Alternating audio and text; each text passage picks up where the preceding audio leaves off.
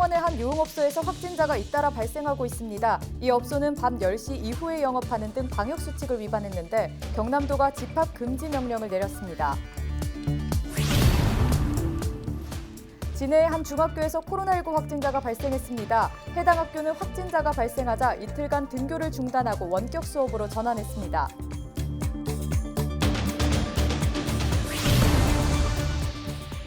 결식아동들에게 식사 등을 무료로 제공하는 선한 영향력 가게가 코로나19로 어려움을 겪고 있는 가운데 경남의 한 지방 공기업이 도움의 손길을 내밀었습니다.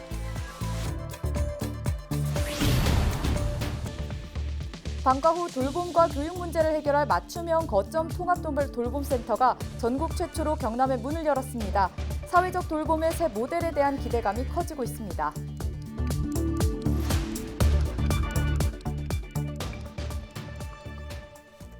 시청자 여러분 안녕하십니까? 헬로티비 뉴스 경남입니다. 창원시 진해구의 한 유흥업소와 관련해 지난 1일부터 3일까지 모두 6명의 코로나19 확진자가 나왔습니다.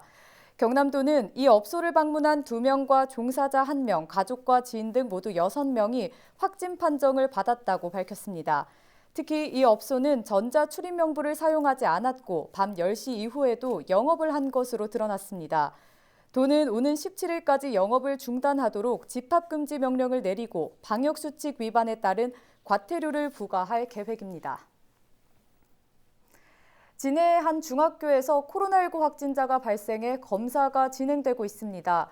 확진된 학생은 지난 2일 등교해 수업을 받은 것으로 알려졌으며 이 학생의 학교 접촉자와 학원 접촉자 50여 명이 검사를 받고 결과를 기다리고 있습니다.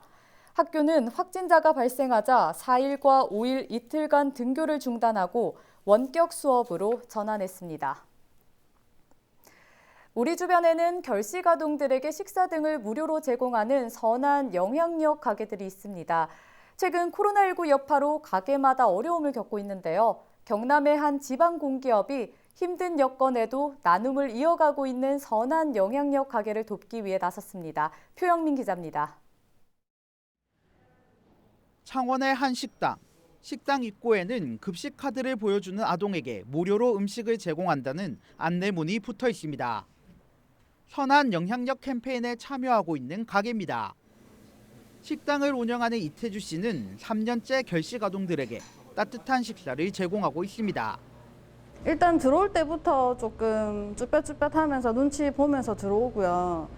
그리고 카드를 보여줄 때나 뭐 밥을 먹을 때나 계속 좀 눈치를 보는 느낌이 많이 들었어요. 선한 영향력을 가진 가게들도 코로나19 직격탄을 피할 수 없었습니다. 가게마다 매출이 크게 줄어 힘든 시기를 보내고 있는 겁니다. 결식 아동들도 미안한 마음에 발길을 끊었습니다. 어려운 상황이 알려지자 단골 손님들은 조금이나마 도움이 되기 위해 일부러 가게를 찾고 있습니다. 결식 아동들도 돕고 한다니까 이제 이 가게에 정도 많이 가고 그래서 더 자주 이용할 것 같아요. 경남신용보증재단이 어려움을 겪고 있는 가게와 결식 아동을 한 번에 돕는 착한 선결제에 나섰습니다.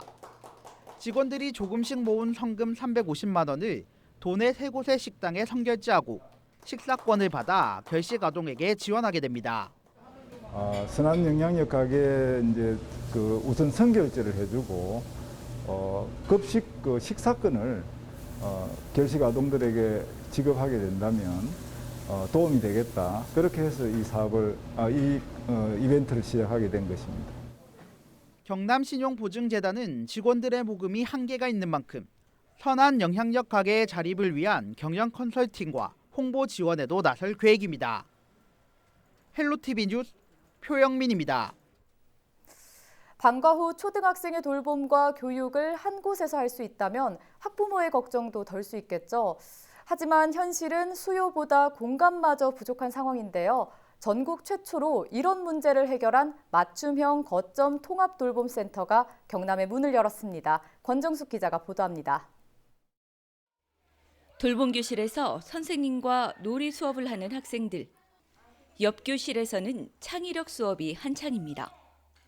또 다른 교실에선 방과 후 학교가 진행 중입니다. 자신이 신청한 프로그램에 참여해 호기심을 채워가는 아이들. 벌써 자신만의 일과표도 만들었습니다. 학교 수업을 하고 돌봄센터에 와서 컴퓨터를 하고 밖에서 봤을 때는 글이 많이 변하지는 않았을 것 같은데 교실도 다 없어지고 색칠까지 해놓으니까 좀 신기하고 좀 재미있어 보여요. 그냥. 아는 동생이 있으면 여기 꼭 오라고 하고 싶어요. 돌봄과 방과후를 통합으로 운영하는 전국 최초의 거점 통합 돌봄센터 늘봄이 문을 열었습니다.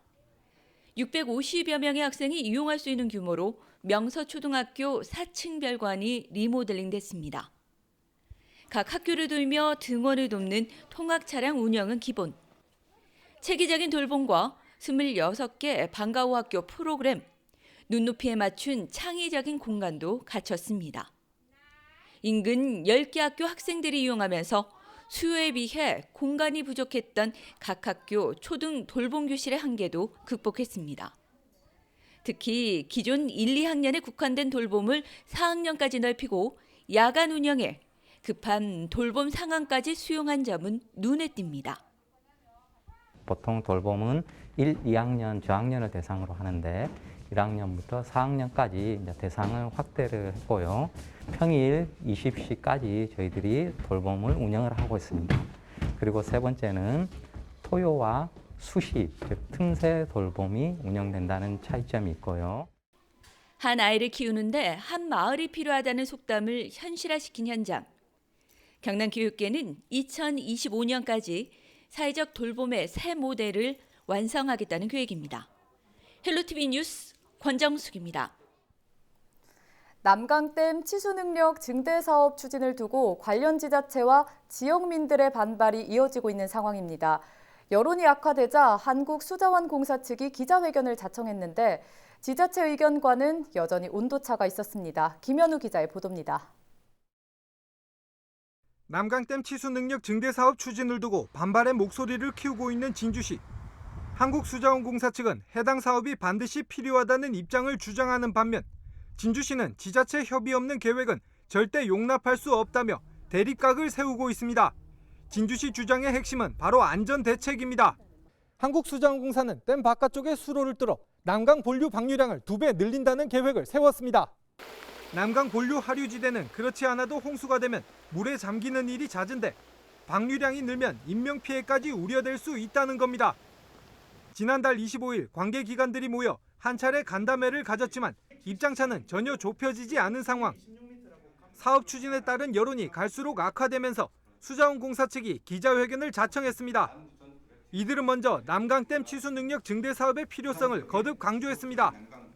최근 기후변화로 집중호우가 잦아지면서 댐으로의 물 유입량이 설계 당시보다 증가했고 이에 따라 이상 홍수에 대비한 안전성 확보 방안이 필요하다는 겁니다. 치수 능력 증대 사업은 크게 두 가지 구조적 대책을 수립하는데 댐 원류가 되는 경우에는 추가 여수로를 설치하며 여유구가 부족한 경우에는 파라펫 월 설치 등을 합니다. 참고로 원유로 검토된 댐 중에서 유일하게 남강댐만 미시행되었습니다. 또 치수 능력 증대 사업의 핵심은 극한 홍수에 따른 댐 붕괴 대비에 있으며 평상시의 방류가 목적이 아니라고 강조했습니다. 다만 하류 지역 피해에 대한 대책을 묻는 기자들의 질문에는 현재 검토 중이라며 말을 아꼈습니다. 그러니까 설계 단계가 아니어서 지금 거기에 대한 대책 수립은 필요한 걸로 저희 사업에 포함해서 할 수 있는 쪽으로 제가 지금 검토를 해보려고 하는 겁니다. 진주시는 곧바로 반박했습니다. 안전에 대한 대책인데 정작 댐 하류 피해 대책은 없다고 지적했습니다. 무엇보다 사업 추진에 앞서 지자체나 주민 협의도 없었다며 기자회견의 목적 자체에 의문을 드러내기도 했습니다. 기본계획 실시 설계가 완료된 이후에 7개월 후에 우리 시에다가 주민 설명회가 필요하니까 장소를 협의해 달라고 공문이 왔었고 어떤 시설을 설치해 놓은 상태에서 그걸 갖다 수문을 갖다 조작을 안 한다는 그게 없기 때문에 양측의 입장차가 좀처럼 좁혀지지 않는 상황.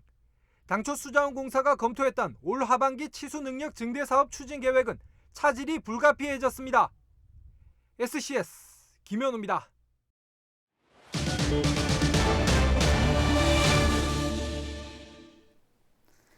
취약 지역의 생활 여건을 개선해주는 샛들마을 사업에 도내 16곳이 선정됐습니다. 창원을 비롯해 김해와 양산, 의령, 함안, 남해 등 농어촌 지역 15곳입니다. 중앙부처 컨설팅을 거쳐 올해 하반기부터 2024년까지 4년간 모두 308억 원의 사업비가 투입됩니다. 경남도는 이 사업으로 집수리 등 주거 공간이 개선되고 다양한 프로그램이 만들어져 주민들의 삶의 질 향상에 큰 도움이 될 것으로 전망했습니다. 네, 정부의 취약지역 생활여건 개조사업 공모에 창원시 마산하포구 월영지구 샛들마을 사업이 지난해에 이어 2년 연속 선정됐습니다. 샛들마을 사업은 주거 취약지역 주민들의 생활여건 개선 사업으로 창원 월영지구는 지난 2월 현장평가를 거쳐 4일 최종 선정됐습니다. 창원 월영지구는 좁고 가파른 골목길과 방치된 빈집 등 열악한 주거 환경으로 주민들이 큰 불편을 겪어왔습니다. 고성읍 성내리 19번지 일대 예정된 공영주차장이 68면 규모의 지상주차장으로 만들어집니다. 고성군은 주차면이 추가로 필요해 부지 추가 매입이나 주차타워 등이 검토됐지만 사업비 등 내부 검토 결과 지상 평면 주차장으로 최종 확정됐다고 밝혔습니다. 또 남은 사업비로 가까운 부지를 매입해 주차 면수를 늘려가는 방법도 검토하겠다고 덧붙였습니다.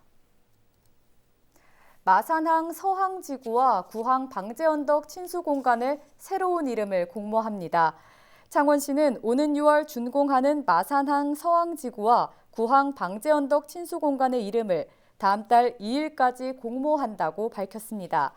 창원시청 홈페이지에서 바로 공모하거나 시청 해양정책과로 우편 또는 방문 접수하면 됩니다. 사회복지법인 더굿세이브가 밀양시에 1,000만 원 상당의 아동청소년 봄점퍼를 기탁했습니다. 이 옷은 행정복지센터 대상자를 사전에 추천받아 개별 치수에 맞춰 구입한 것으로 밀양 지역 저소득층 아동과 청소년 100명에게 전달될 예정입니다. 함안군이 중학교와 고등학교 신입생들에게 교복 구입비를 지원합니다. 함안군은 3억 6천만 원의 예산을 투입해 관내 중고등학교 신입생 1,260여 명에게 1인당 30만 원의 교복 구입비를 지원합니다. 함안 지역 학생의 경우 학교에서 신청 가능하며 주소가 함안이지만 다른 지역에서 학교를 다니는 학생은 주소지 읍면사무소를 방문하면 됩니다. 경남도가 면접 정장을 무료로 대여해주는 이른바 슈골 사업을 시작합니다. 대상자는 경남에 거주하거나 도내 대학에 재학 중인 만 34세 이하 취업 준비생입니다. 정장 대여는 경남도가 선정한 창원과 김해, 진주에 위치한 업체에서 가능하며 신청은 경남도 누리집 홈페이지를 통해 하시면 됩니다. 경상남도가 축산농가의 가축 재해보험을 지원합니다. 도의 지원을 받아 기존 가축 재해보험료의 50%를 부담했던 농가들은 25%만 부담하면 됩니다. 보험 가입 대상 가축은 소, 돼지, 닭 등 16종으로 보장 내용은 가축에 따라 다릅니다. 가입은 2021년 한 해 동안 가능하며 보험 기간은 가입일로부터 1년입니다. 가축 재해보험에 가입하고자 하는 농가는 가까운 지역 농축협을 방문해 신청하면 됩니다. 사회적 거리두기 완화로 낚시객이 증가하면서 창원 해경이 안전점검에 나섭니다. 해경은 낚시어선의 방역수칙 준수와 구명조끼 착용, 구조장비 비치 등 안전수칙 준수 여부를 점검할 계획입니다. 또 낚시어선 업자를 대상으로 관련 법령을 교육하고 안전운항 관련 계도 활동도 병행할 계획입니다. 김해 동부소방서가 응급환자의 골든타임을 확보하기 위해 자동 심장 충격기와 응급처치 가방을 무상으로 대여합니다. 대여 대상은 현장 응급의료소를 설치하지 않는 소규모 체육대회나 축제 등으로 김해 동부소방서로 전화 또는 방문해 신청할 수 있습니다. 응급처치 장비에는 심정지 상황에 사용할 수 있는 자동 심정 충전기는 물론 수독약과 붕대 등 9종의 응급처치 물품이 들어 있습니다.